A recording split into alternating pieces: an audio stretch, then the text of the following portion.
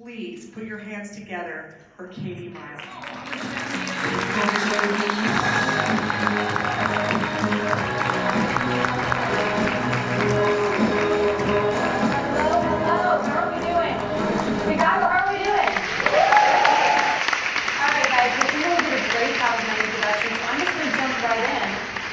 And say, why are we here? Why would Coldwell Banker invest in an event like this? Because not every brokerage does this. Why would they invest the time and the energy and the money and the resources and ask you to take a day out of your business to come here and be here for this? I'll give you a hint, the answer from the board. Most Americans are terrible with money. We're terrible with money. And realtors are no exception to that. No exception at all. Now make no mistake, we are very good at making money in this country. We are very, very good at working hard. Americans lead the world in unused PTO and vacation days. We defined the hustle culture, the grind. We love to work in America and we love to make money, but we don't keep it. We don't put our money to work for us. So on that really happy and uplifting note, let's talk about a couple of stats. And I'll breeze through these quickly because I know that we've covered some of these today. Average realtor in America, I had 55 years old, we've heard 58 today. The point is the mid-50s. So we have people who have put in a long and illustrious career, right? The median 401k account balance for the average American. Now this is all Americans, not just realtors. But that average balance is just over $58,000. Now, assuming that 65-year-old lives another 20 years, and let's say they want to pull out conservatively 5.5%, 6-ish% a year, they can live on $3,000 a year. Who can live on $3,000 a year? Anyone? I can't. Nope. I think the last one's the most sobering. As of June of this year, as of this summer, the total non-housing debt, so consumer debt, just over $4 trillion. So that's things like student loans. By the way, student loans are $1 trillion of that. Okay. Student loans, credit cards, HELOCs, that random furniture loan that you got, can you like that couch? All of that stuff is over $4 trillion. So as you're letting that kind of sink in for a minute, you may be thinking, okay, blah, blah, we've heard all these stats today. These numbers are meant to scare us, or they're boring. What's the point, and what does it have to do with me? Hang with me, because this has everything to do with you. And it has everything to do with you because it indicates a much deeper, a much more systemic problem in our country. And the problem, guys, is that we don't really talk about money. Not really, not in depth. We talk about it on the surface. Again, we talk about making it. Have you ever noticed, especially in our industry too, we have a lot of conferences on making sales on the front end, but when you've worked hard and you get that check, we don't talk about the back end. That's not just real estate, that's our country. We don't talk about managing it. We don't talk about empowering people to invest and to go deeper with it. We don't question people and their motives and their beliefs. Now, there's no shortage of advice, okay? So for this presentation, I just Googled money 2019 or debt 2019.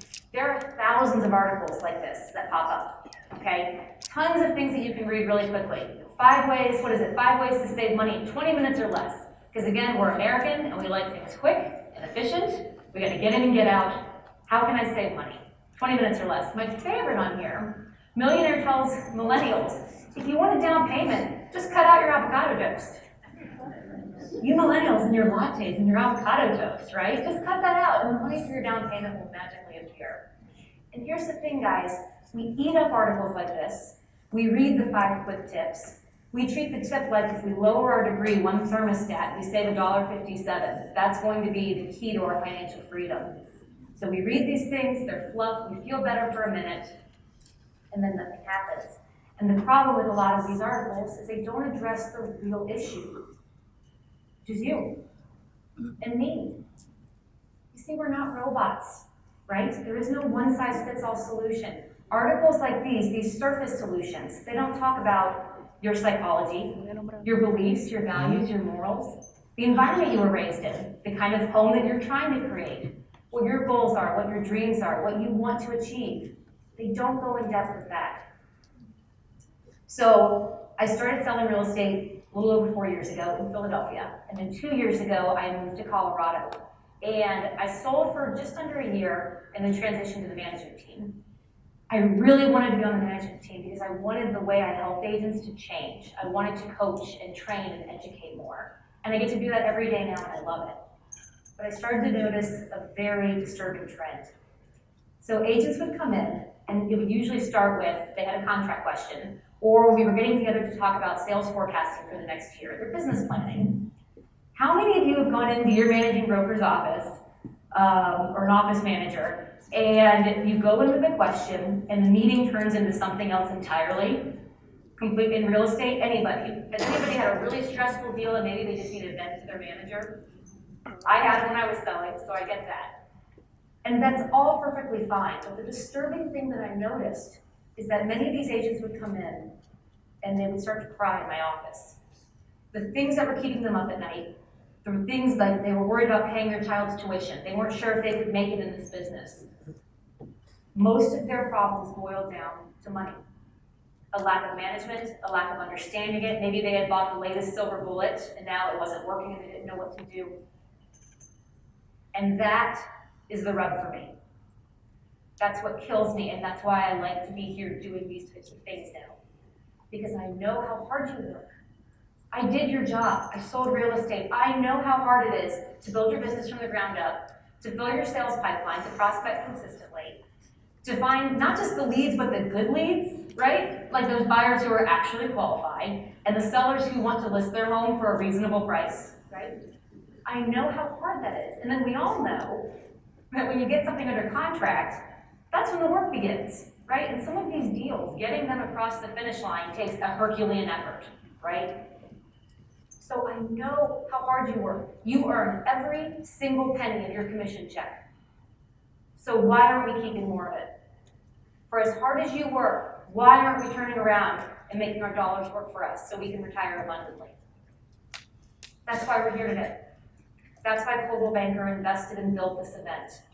That's why we encourage you to take time away from your business to think about this. Our job today was to get you started on a money journey, a mindset shift. We have to turn completely around the way that we think about our personal finances and our business finances. And it starts here today. And the bottom line is that we've given you a ton of tips and strategies and things to do and things to implement immediately. But if you haven't changed your mind, if you're not 100% committed and on board, none of it matters. So with that today, I'm going to take you through 5 takeaways. These are 5 things that I want you to consider and follow along in your workbook. I'm going to be asking some of the tough questions, and I want you to follow along and consider these 5 things as you go on your own money journey, wherever you are in it. You may be in massive debt and you're trying to figure out how to crawl out. You may be financially well off and you have a pile of money and you don't know what to do with it. Wherever you are on your journey, these are 5 things that I want you to consider and take away. So the first one, let's dive right in. What are you telling yourself? So on the PowerPoints here, we have a few scripts, a few things, cliches, things that we hear in society, right? Money doesn't grow on trees. What do you think I am, a Rockefeller, a Vanderbilt? How about this one? I'm so bad with numbers. Look, I let my spouse handle the budget because I'm bad with numbers. I was always bad at math. How about that one? How about this one on the bottom? She's so pretentious in that car. What a jerk, right? These ideas, these cliches, the things that we value and then project out. Ramit Sethi, that's the name I want you to write down. Ramit Sethi, S-E-T-H-I. Ramit wrote the New York Times best-selling book called I Will Teach You to Be Rich. And in it, he talks about these things, and he calls them invisible scripts. It's the preconceived notions, it's the value system, it's the beliefs that we grew up believing about money, whether we realize it or not. I like to call them money memories. And so the takeaway, for the first takeaway is I want you to think about your own money memories. And when you think about money, when you think about money management, when you think about your business, do you go positive or do you go negative? Are you indifferent? So I want everybody to go through an exercise right now. I want you to think back to some of your early money memories. When did money become apparent in your life? When did you know that money was at play in some way? And again, think about the emotions that you have with it, that you associate. Are they positive? Are they negative? Was it something that was in the background, but you just didn't pay a lot of attention? So while you're thinking about your money memories, I'm going to tell you about one of mine from middle school. And it all stems around blue sparkly butterfly t-shirt. So does everyone remember back to school season? Every September, the fresh school year, new school supplies, new clothes, new beginning, right? Now my mom had a little bit of an unconventional way for back to school. She would give my brother and I a set amount of money. It was usually $100, $150, something in there. And we did our own school clothes shopping. Now her philosophy on it was she gave us a set amount of money. We could spend it however we wanted, but when it was gone, it was gone. That was it. So my brother was a bit more of the free spirit of the two of us, and he was the type who'd go to the mall, find that awesome pair of jeans that was $100, spend the $100, have that awesome trendy pair of jeans, and then he'd be trying to make the rest of the budget work with the $50 that was left. I was a huge self-proclaimed nerd growing up, and I was a budding economist at the time, and I thought, this is great. I have an opportunity to maximize the number of items with this set amount of money. What can I do? How can I create this amazing challenge? So I took inventory of my clothes. Again, huge nerd, guys. I'm the kid who inventoried her Halloween candy, right? So I knew exactly how many Reese's peanut butter cups I had. So of course I was going to apply that to my wardrobe. So I would go through, I would figure out what I needed for the school year. I made a list. And then one Saturday afternoon before the school year started, I went to the mall armed with my $150, my list, and a couple of friends. And we went to, at that time, what was the epicenter, the headquarters of cool middle school girl fashion. Does anybody in here remember Contempo Casuals? Anybody? It was the store for 7th graders everywhere. So I remember walking in, and it was like a movie moment, seeing across the store this incredible t-shirt. This baby blue, sparkly, glittery, butterfly graphic, amazing shirt, fabulous in all its 90s glory. So I ran across the store and I flipped the price tag, and it was $20. Now, that may not seem like a lot of money, but see, I had assigned clothing values before I left, and I had promised myself I wouldn't spend more than $5 a shirt. So for me to see $20 in the tag, it blew my mind, and I didn't know what to do. I really, really hemmed and hawed and went back and forth. Do I buy it? Do I not? Do I blow my budget? My friends convinced me to buy it. I bought the shirt. We went about shopping, went about the rest of the day. When I got home that night, I was unpacking everything and again, cross-checking it against my list because huge nerd, right? And I pulled out that shirt and I started to cry.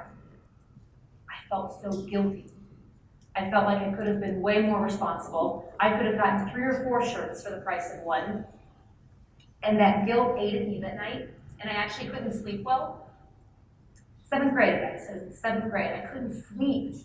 So the next morning I went to my mom, I begged her to take me back to the mall, and I returned it. What's interesting is that all these years later, I have no idea what I ended up buying with it. I'm sure I bought 3 or 4 more practical shirts, more functional shirts. But all these years later, in my 30s, I remember the blue butterfly sparkly shirt. And I learned a couple of lessons.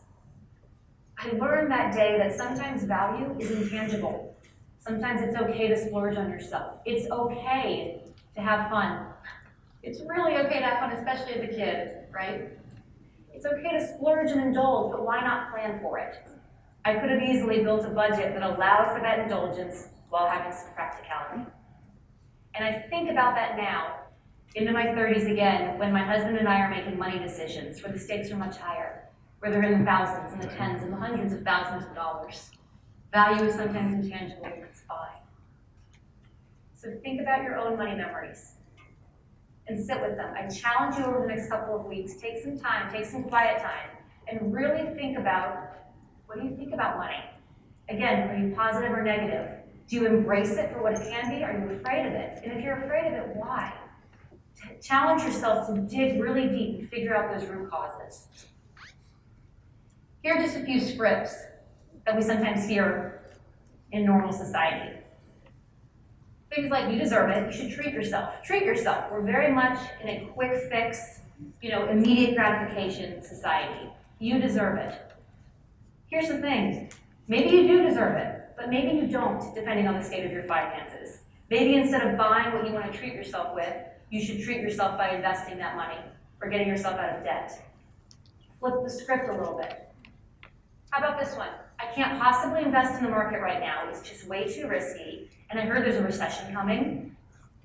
What if, again, you flip the script on that?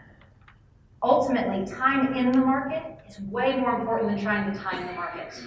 Longevity, consistency, doing consistent actions over a long period of time, that matters more. If you want to buy that first rental property, at some point you got to pull the trigger. Buy it and hold it. And don't let the fear factor of the media around you sway you. At some point, get in and just go for it and be consistent to yourself, right? How about this one? And we hear it all the time. I can't afford it. People say I can't afford it and they go on. Why don't you ask yourself how? If it's a real priority, if it's something you really want to do, ask how can I afford this? What can I shift in my budget? What can I spend less on so I can spend more here? By simply flipping these little scripts and challenging yourself to think outside the box, you guys, the whole world opens up. So think about the scripts that you're asking yourself or telling yourself. And sometimes you have to go against the grain of society. To achieve what you really want, have the courage to buck society's expectations and build your own goals that make you happy. And it starts with flipping our scripts. So then the second takeaway 2 is minding the gap. Another name I want you to write down in your workbook, Paula Pant, P-A-N-T, Paula Pant. She is the founder of the Afford Anything podcast and blog. And Paula Pant calls the gap, she has the term called mind the gap. And the gap is the space between your income and your expenses. So we all know what expenses are, right? We have our business expenses, household, and all debt servicing. And on the flip side, we know all the sources of income. It could be a W-2 job, it could be a 1099, it could be your side hustles, passive income, all sorts of things. The gap is the space in the middle where the magic can happen, because that's where the unlimited opportunity exists. And you have to ask yourself, your expenses and your income, are they playing nice with each other, or are they constantly at odds? The gap is one of the things that I want you to take away and calculate. There are 2 numbers from this takeaway that I want you guys to focus on. I need you to list all of your expenses, everything. Sit down with your credit card statement, face the music. I know it can be painful sometimes. Write everything down. I want to know about your $5 latte last week. I want to know about your $27 dry cleaning bill from yesterday. Write it all down. Because oftentimes we spend and then we go, we don't know where it goes. It's the little money, the little dollars that are leaking. If you face the music and write down all of your expenses, everything will be listed, right? So start there, and then list all your income sources. That's the first number, so I want you to know your gap. And the second number I want you to know is your net worth. Net worth is much easier, usually much quicker. I want you to add up all of your assets, and then I want you to add up all your liabilities. Subtract the liabilities from the assets. A little hint, this should be a positive number. Okay? And hopefully over time it's increasing steadily. Okay? So using your gap number and then using your net worth, the question you're going to ask yourself is, does my spending align with my values? I say I want to achieve this goal. I say I want to do this. I want my business to grow by X amount this year. I want to take my family on that incredible South African safari trip. You set these goals, but your spending will tell you, are you actually aligned? Are you saving for what you need to be saving for? This is a really tough one, but I need you guys to face this. When we start to get mindful and we start to understand where our money goes, then we can actually start to harness it and take control. Because the idea is that we need to tell our money where to go. It should not control us. But we start by facing the really hard music. So once you have your 2 numbers, you've got your gap number and you have your net worth number, then the fun really begins. So takeaway 3 is identifying your bluff. Now, I spent 6 years active duty in the Navy, and one of the things I loved about the military was the efficiency of it. And I loved how we had acronyms to say long, really complicated things very, very quickly in just a few snappy letters. So the BLUF stands for bottom line up front. The idea when we would be preparing, say, an operational brief for the Admiral, a really, really long email or a presentation talking about how we would go step by step through an operation. Oftentimes, given how busy senior leadership is, they don't have time to sit through an entire briefing. They don't have time to read a 14-page email. So the idea would be the BLUF is 1 or 2 sentences right at the top that gives the gist. right? The priority. If the admiral comes in, he doesn't have time to read the whole thing. He can read a couple things very quickly and know exactly what we're talking about. So the question I want you to ask yourself, what's your financial bluff? What is your bottom line up front? What's the one thing that when you solve it, you know 10 other things are going to fall into place? Again, is it debt? Is your sales pipeline empty? Did you just close like on a house this past week and now you're going, I have no idea where my next deal is going to come from? What's your bluff? What's the one thing that will solve a lot of your other problems? And you need to have your gap and your net worth numbers to do this. You can have multiple bluffs, but I really, really encourage you to find the one. Find the one that's the most daunting. And then your takeaway from it is I need you to attack it. I need you to go after it and face it.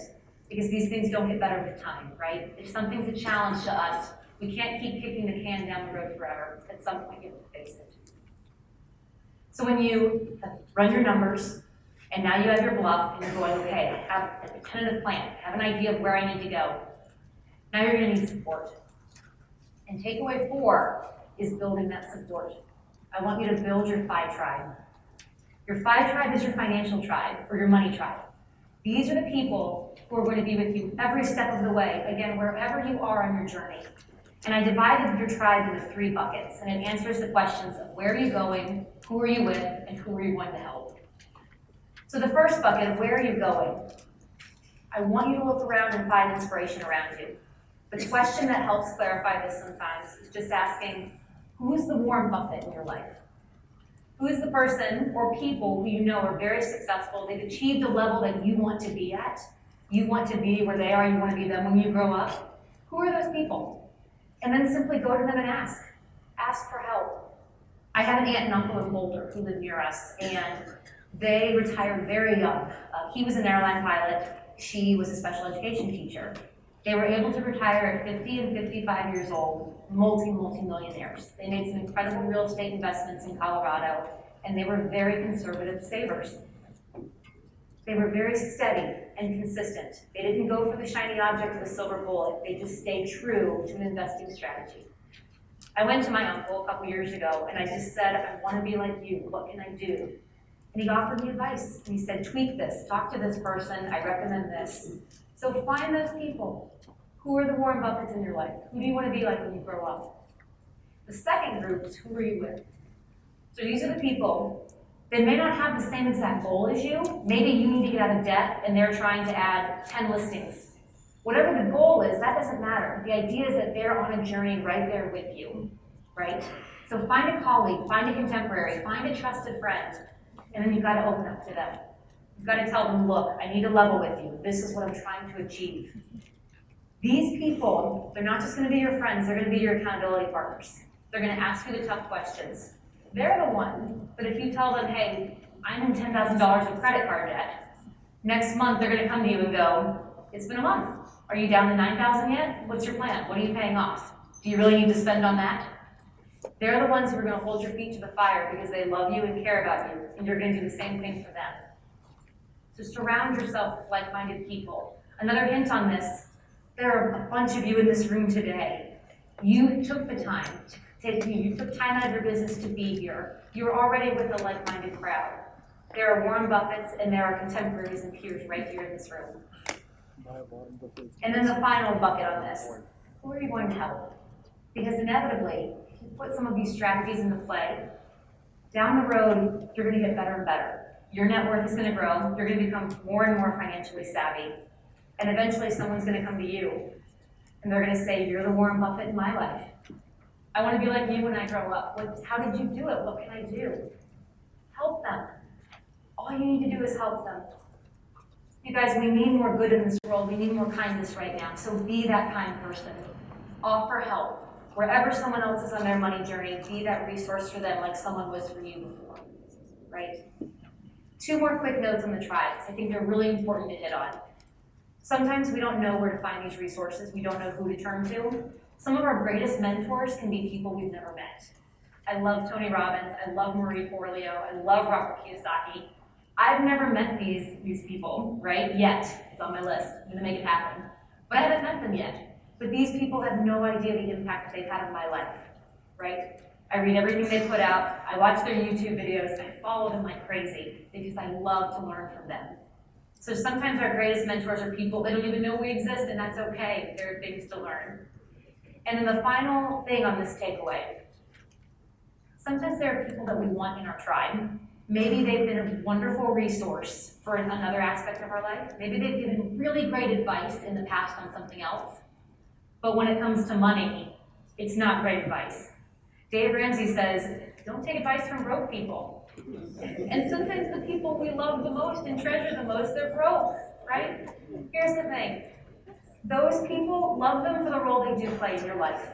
Love them for who they are, but then go find someone whose financial goals and financial values and morals you are more aligned with. Go find those people. Don't take advice from the broke people.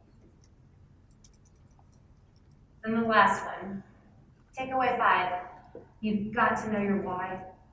And you guys, I know we've talked about this a lot today. There's a reason it's a recurring theme. This is so critical. It's so important to everything else. You've got to know your why because your life depends on it. So when I started in real estate 4 years ago, I had 2 driving whys. The first one was the week that I started real estate, I got engaged. And I wanted to have a swanky vineyard California wedding. And it turns out those are really expensive, and we were paying for our own wedding. And I was not about to go into debt for my wedding. Okay, so I knew I had to make money very quickly. I had to figure out how to sell homes. Okay, and my second why was really a tribute to my mom. See, my mom is a former realtor. She was a realtor in the 80s, and she was actually Rookie of the Year in 1982. And a really funny story about my mom really quickly. This woman is a master negotiator. She's an incredible saleswoman. When she was pregnant with me, she was selling. And when she went into labor with me, she goes to the hospital. And she's doing her Lamaze breathing and huffing and puffing. And she makes friends with the delivery doctor who happens to share that he's thinking about listing his house for sale. So my mom went to work in more ways than one. And my mom prospected the doctor while she's laboring with me. And the day after, I was born that night, and the next morning, she presented the doctor with a listing contract, and he signed it, and she sold his house 1 month later at full ask price. So I tell my agents, you have no excuse, guys, to not prospect. I've heard it all, right? So my mom was the Rookie of the Year, and I thought, what a cool thing if I went for Rookie of the Year too. Just as something to strive for, right? Something to go for, to have that goal. So my first year in the business, I got to work. And I focused so hard on figuring out how to sell, how to list homes, how to have those right conversations, how to be in the right places at the right time. And I was knocking up, closing down those homes as fast as I could. Because I knew if I figured out how to sell, and if I could be there for my clients, and do everything right for them, and take them smoothly through these processes, right, the money would follow for the wedding. I just knew it. So I'm very happy to report that about a year later, right, I've been in real estate for 1 year, I walked down the aisle of my paid in full vineyard wedding in California, and 3 months after that, I accepted the Rookie of the Year award from David Krieger out of our Philadelphia office.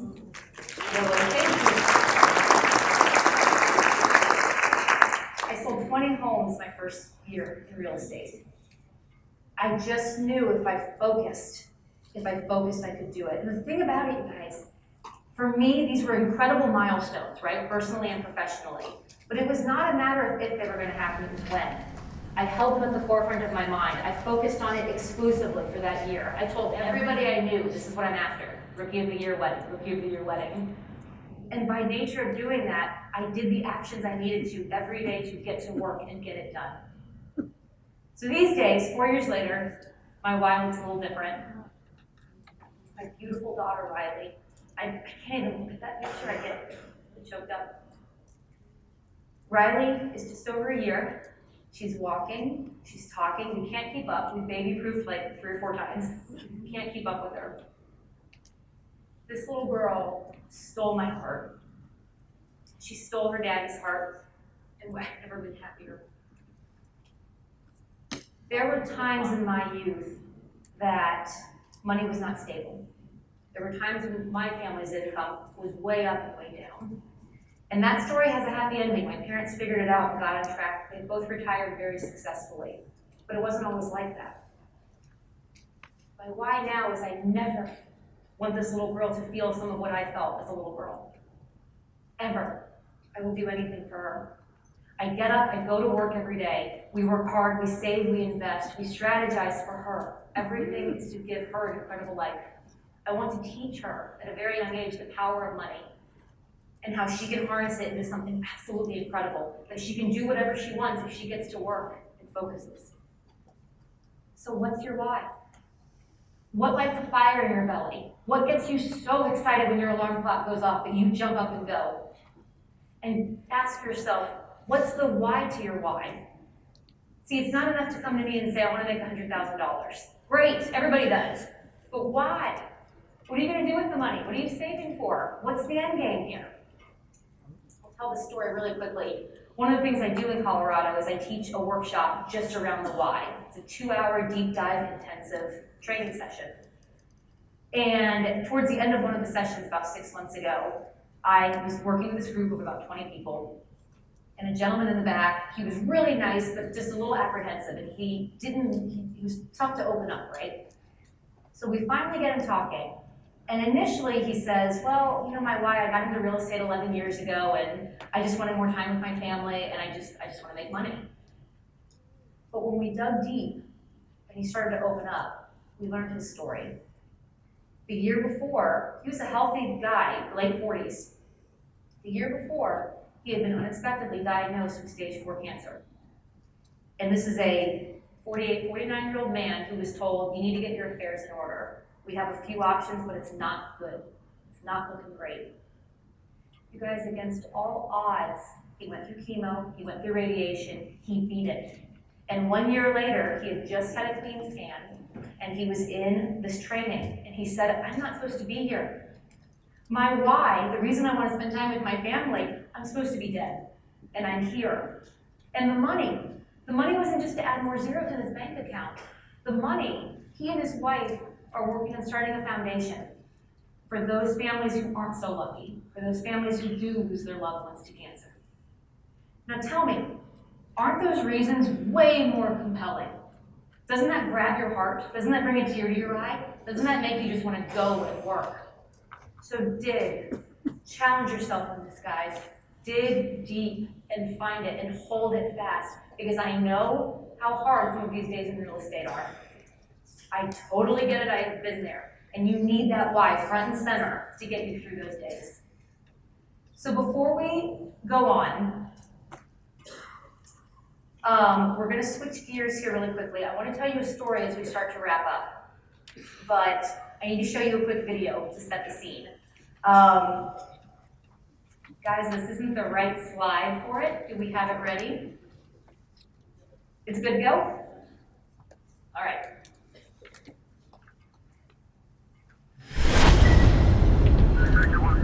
Complacency is what gets people hurt. This particular mission, you have to go execute it. Not everybody succeeds. I know that if I turn this corner, my teammate will be right there. Visit Board Search and Seizure is a mission area comprised of a team on board the ship that allows sailors that do other work on board to come together. They go over on a small boat to a cargo ship, and they can inspect it under United Nations Security Council resolutions to look for contraband or weapons that potentially could get into the enemy's hands. If you do find weapons, if you do find drugs that you're not suspected of, first and foremost, you segregate that from the rest of the ship and make sure that they cannot be used against you. In addition, we use the same teams to go fight piracy around the world in areas when we're called. If there was a ship under attack, we would go into the area and use this team to board them and detain them.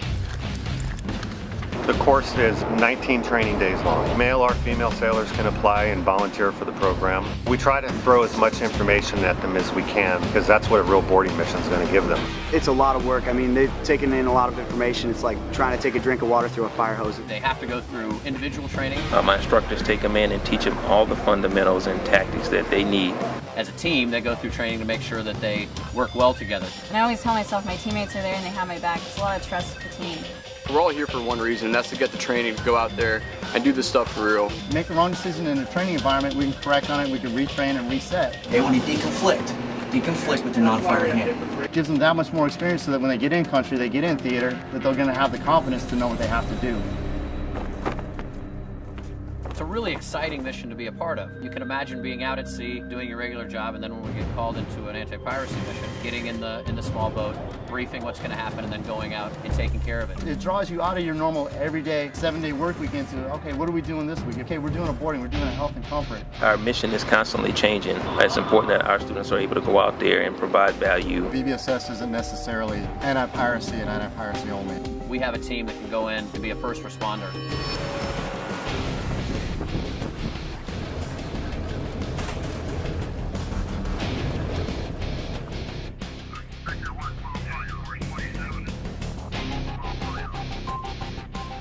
Sir, how you doing today? U.S. Navy boarding team. We're conducting a search on your vessel. Global Force for Good ties into our role as current force. We're able to stay on station. We're able to go out on the seas, and our friends and allies are reassured by our presence. It really speaks to the diversity that is paramount to all the operations we conduct all over the world, what really does separate the American Navy from all navies across the globe.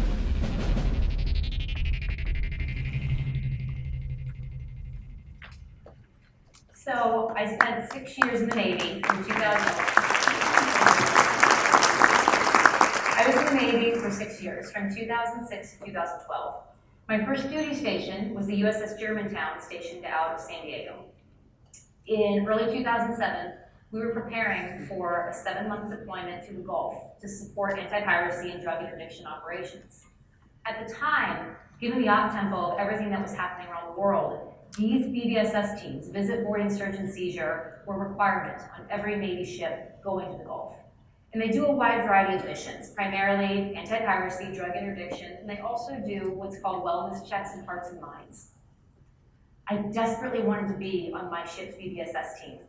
It's always been open to women. Very few at that time were on these teams. I loved the idea of the challenge of it. I wanted to go through it.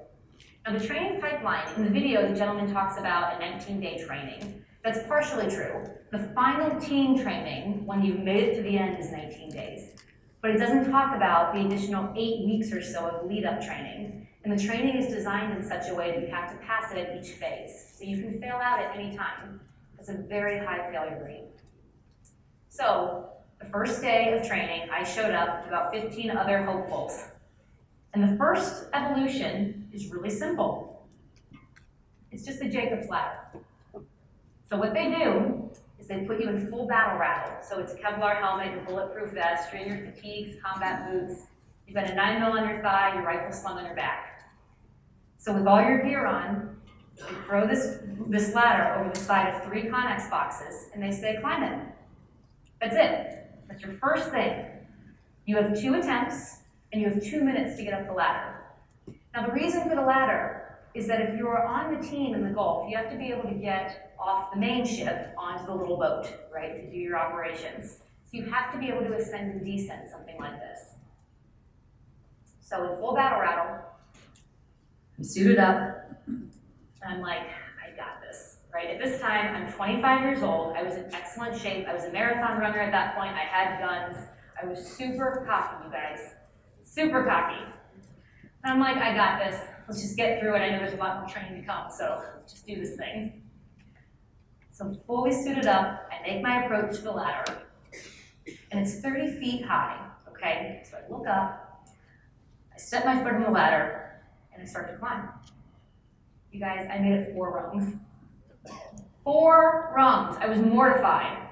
So they have to lower me down. I hadn't accounted for the extra weight, the about 50 pounds of extra weight that was on me from all the equipment and my weapons. My arms were shaking by the 4th rung, and I was really out of sorts. I didn't know what to do. So they lower me. I'm definitely rattled. I take a deep breath. I go up to the ladder, look up again. I put my foot on the 1st rung, and I start to climb again.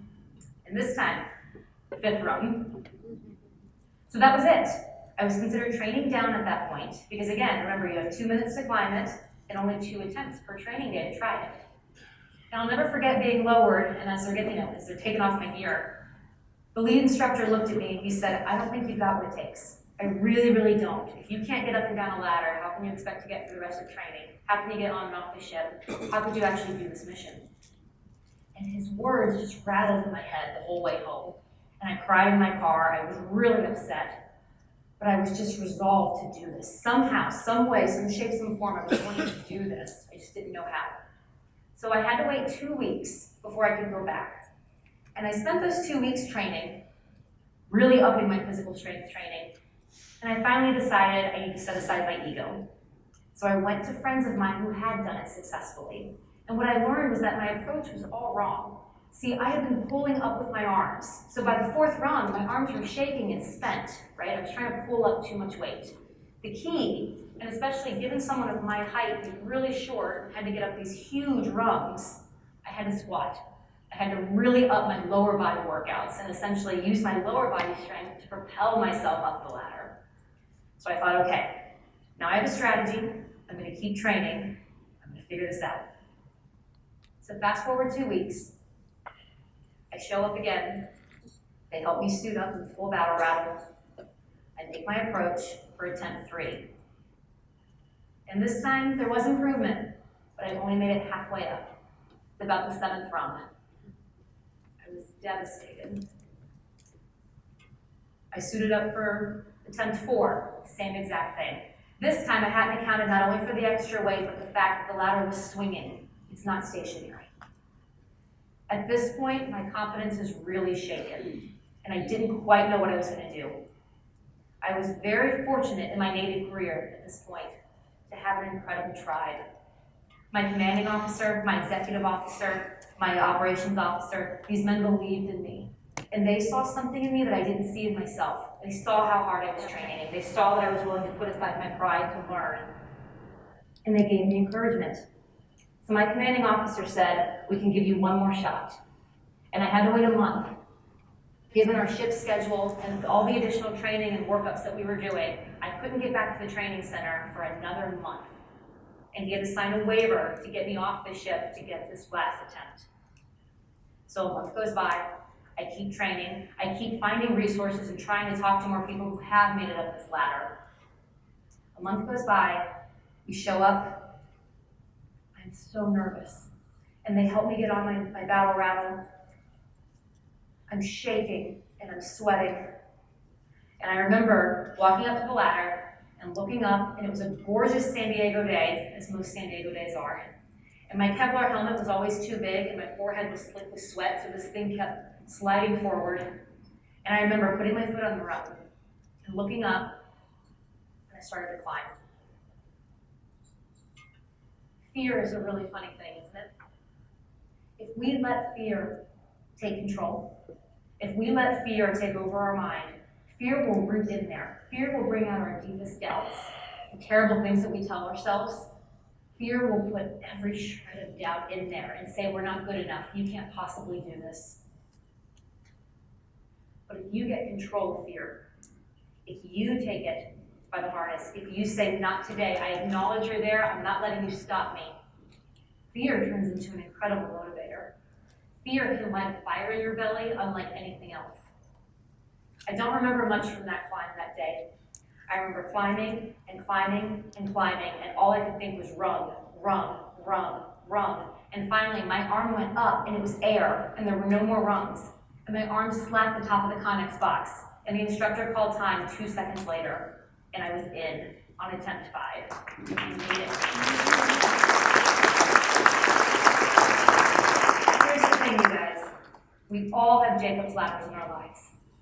We are all continuously climbing and facing these challenges, and then when you climb one, another one's going to appear, because that's life. That's what keeps it interesting.